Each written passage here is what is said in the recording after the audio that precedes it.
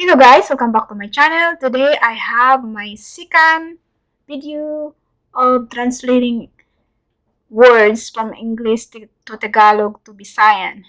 I titled these words First State Common Words. And I'm going to show you 5 words here and 5 words in English, 5 words in Tagalog, and 5 words in Visayan.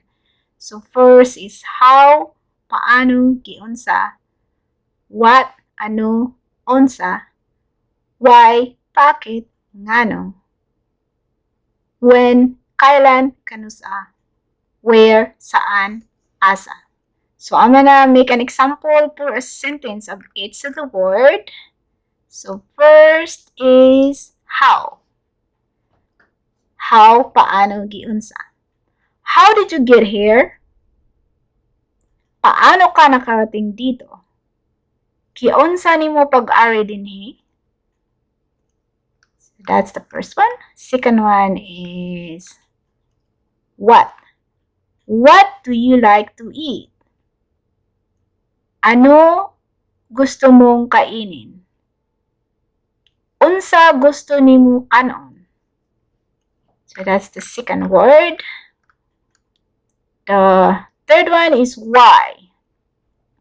Why is your hands big? Bakit malaki mga kamay mo? Ngano dagko imong kamot? That's the third one. Why? The fourth is when.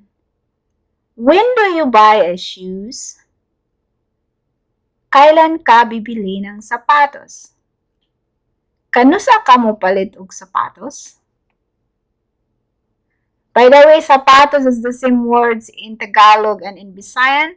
And also, this is the same word in Spanish, sapatos, for the shoes.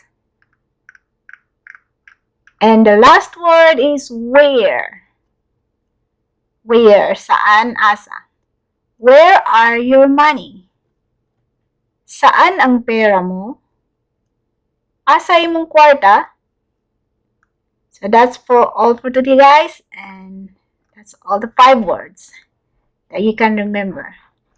Alright, thanks for watching. In Tagalog, salamat sa panonood. In Visayan, salamat sa pagtanaw. See you in my next video. You take care. Bye!